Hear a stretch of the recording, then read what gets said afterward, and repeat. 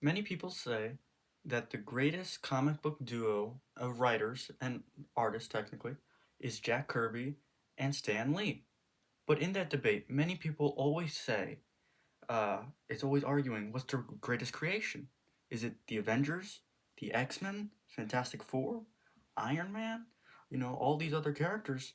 And an underrated choice, in my opinion, is going to be today's discussion. It's going to be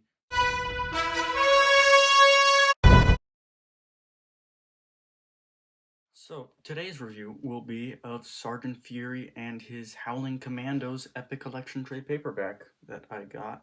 Now, this book covers the issues 1 through 19 and is retail priced at $40.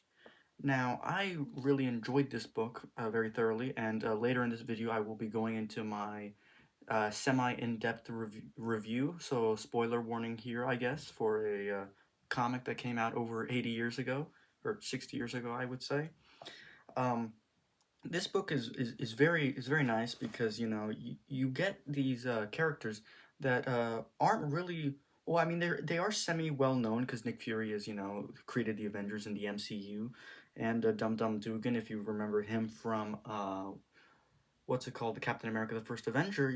Those are very well semi well known to well known characters, but the rest of the Howling Commandos, aren't very well known, and they have perhaps one of the greatest dynamics in the Silver Age of comic books. And let me know if you want a video on the different ages of comic books. Let me know in the comments.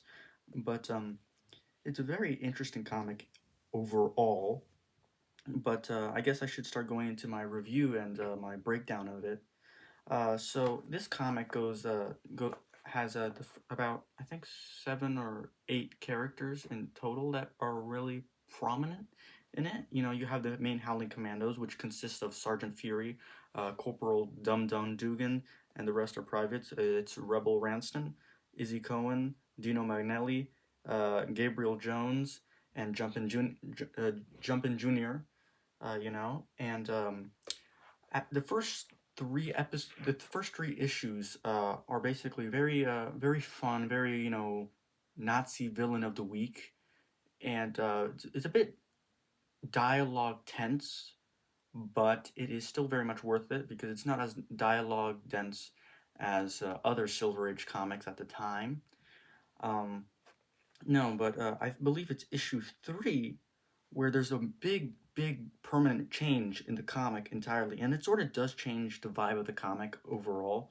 Because before it's sort of like viewed as like this fun, campy World War II comic, but a character does die of the main group of the Howling Commandos. Is Jumpin' Junior. You know, he gets killed in the line of action, and what happens is it does affect the main character of the book, Sergeant Fury, quite a lot. He does take out a lot of anger and frustration, which I think is a very reasonable reaction and actually shows that he is a more fleshed out character than other Silver Age characters at the time, he is very interesting to see how he yells at the other Howling Commandos.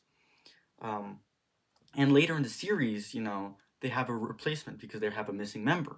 So they replace him with Private Percival Pinkerton.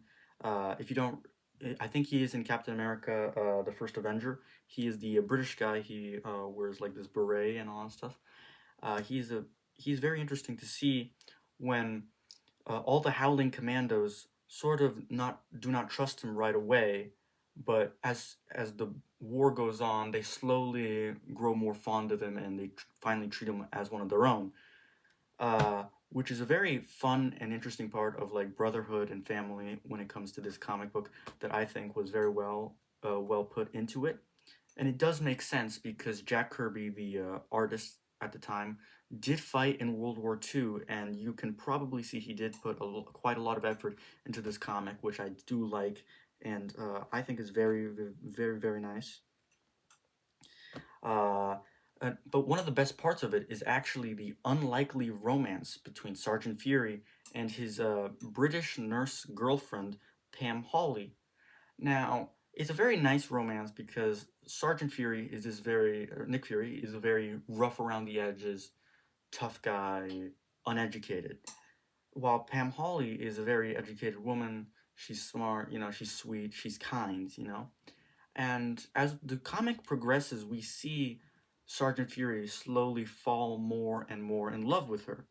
And towards the end of the first volume, because this is volume one, I don't know how many they're gonna do. I only have volume one currently. Um, towards the end of the book, he decides he wants to marry her, and he is overseas fighting another Nazi villain, and they're in the ocean.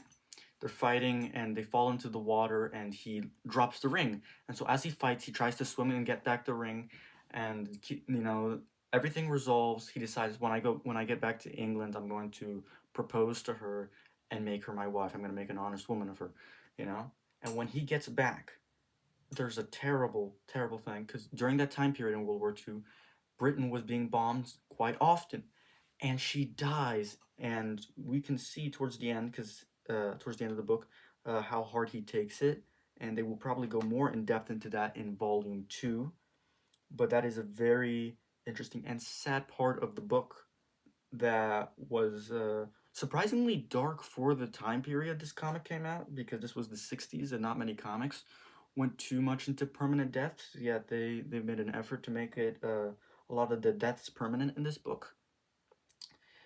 This book does have a lot of other side characters. I think one major side character that is Happy Tom Sawyer. He is the boss of Sergeant Fury, and he's a funny character, and I do have him in one of the top 10 funniest comics side characters. So that is also a reason why to read the book. Um, this is a If you don't like superhero comics, this is definitely a comic for you if you like World War II comics, because this is a much more grounded and realistic comic book when it comes to storytelling, because you could see the reasoning and relations between all the characters.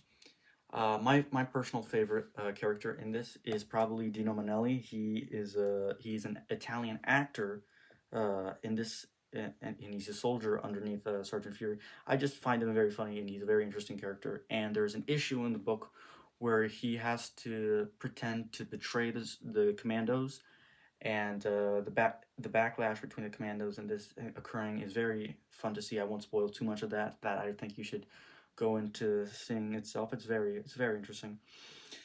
This book is very influential. It even inspired Quentin Tarantino into making his movie Inglorious Bastards, which is a very popular movie, and was, I believe, a Oscar nominated film.